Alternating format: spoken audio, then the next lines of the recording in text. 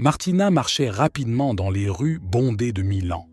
Le bruit de la circulation et le bourdonnement de la ville l'entouraient, amplifiant le chaos qu'elle ressentait à l'intérieur. Chaque pas était une tentative d'échapper aux pensées qui le tourmentaient, aux incertitudes que l'effondrement économique avait introduit dans sa vie.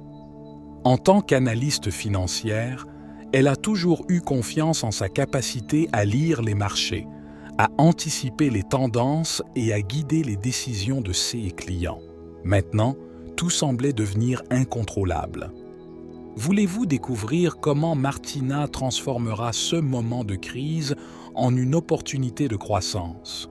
Poursuivez votre lecture pour un voyage de renaissance et de prise de conscience.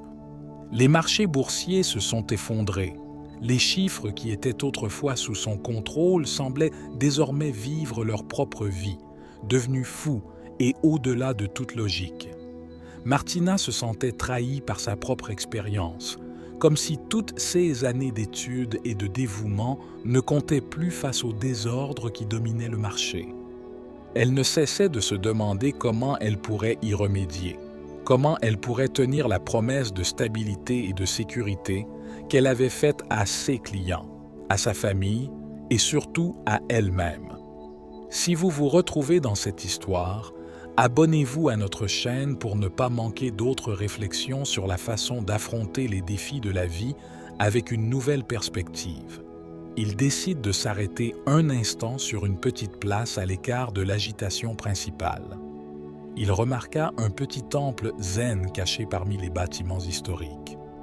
Il y avait quelque chose dans cet endroit qui l'attirait, un sentiment de paix qui contrastait avec le chaos de son esprit. Il entra, espérant trouver un répit, ne serait-ce que pour quelques minutes. À l'intérieur, le bruit de la ville s'estompait, comme si cet endroit avait la capacité de contenir et de calmer chaque bruit. Il s'assit sur un banc en bois, sentant sa respiration revenir à la régularité pour la première fois depuis des jours. Un homme plus âgé, aux yeux profonds et à la présence sereine, s'approcha. « Bienvenue », dit-elle avec un doux sourire. « Je m'appelle Hiro. » Martina le regarda, frappée par le calme qu'il dégageait.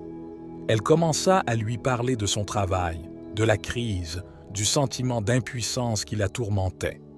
Hiro écoutait en silence, sans jamais l'interrompre, comme si chaque mot avait le temps de s'installer doucement dans l'air. Si votre monde extérieur est en crise, il est peut-être temps de trouver une stabilité intérieure, dit Hiro après une longue pause. La paix que vous recherchez ne se trouve pas dans le nombre, mais dans votre capacité à accepter la vie telle qu'elle est, sans lutter contre elle. 6 mots résonnaient chez Martina comme une vérité simple mais révolutionnaire. Habituée à rechercher des solutions concrètes et immédiates, elle avait du mal à accepter l'idée que le problème pouvait être en elle, dans sa réaction aux circonstances et non dans les circonstances elles-mêmes. Avez-vous déjà entendu dire que la vraie paix peut venir de l'intérieur? Partagez votre expérience dans les commentaires ci-dessous. Martina a commencé à retourner au temple chaque jour. Chaque rencontre avec Hiro était comme une fenêtre ouverte sur une façon de voir la vie qu'il n'avait jamais envisagée. Hiro lui a appris à méditer, à s'asseoir en silence et à observer ses pensées sans les juger, sans se laisser emporter par le tourbillon de ses peurs. Au début, l'esprit de Martina était un tumulte d'images, de chiffres, de prédictions désastreuses et d'échecs. Mais petit à petit, guidée par la voix calme de Hiro, elle a appris à abandonner ce besoin de contrôle. Un jour, lors d'une de leurs méditations, Hiro raconta une histoire. Il était une fois un homme qui, lors d'une tempête en mer, se battait de toutes ses forces pour maintenir le bateau sur le cap. Mais plus il essayait de dominer les vagues, plus il était submergé par leur fureur. Seulement quand il a abandonné et s'est arrêté pour se battre, se laissant guider par la mer, il a trouvé le port calme et sûr qu'il cherchait. Ces mots ont touché quelque chose de profond chez Martina. Il réalisa que toute sa vie avait été une lutte constante contre les vagues, une tentative de contrôler chaque détail pour éviter l'échec.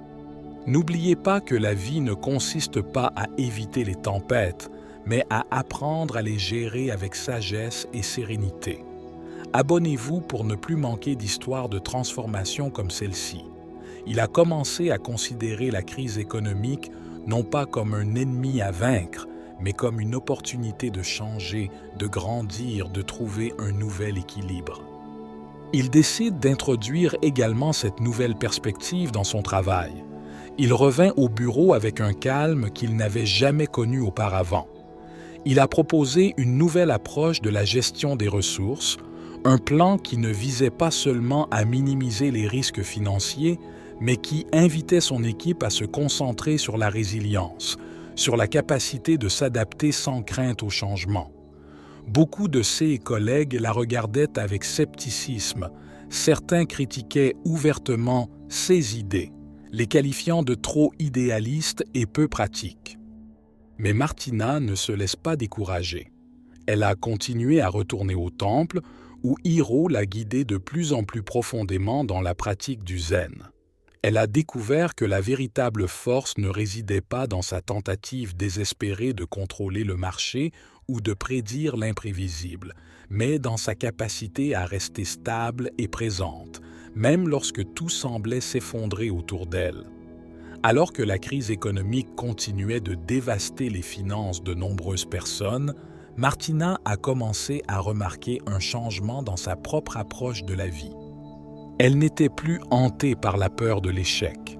Elle voit désormais chaque défi comme une opportunité de découvrir une nouvelle partie d'elle-même, d'approfondir son chemin vers la paix intérieure.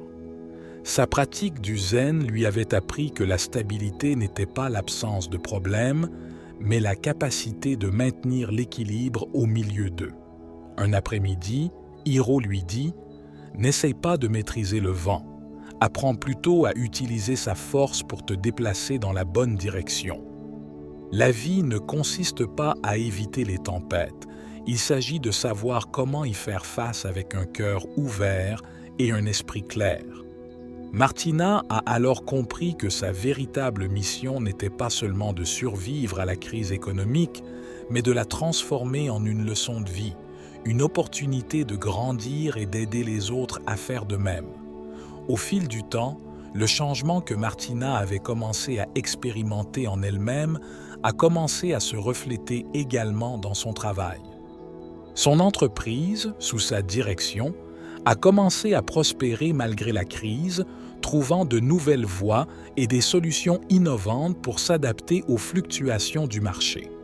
Mais le plus grand succès de Martina ne se mesurait pas en chiffres ou en budget, mais dans la sérénité qu'elle trouvait dans son cœur, une paix que rien ni personne ne pouvait lui enlever.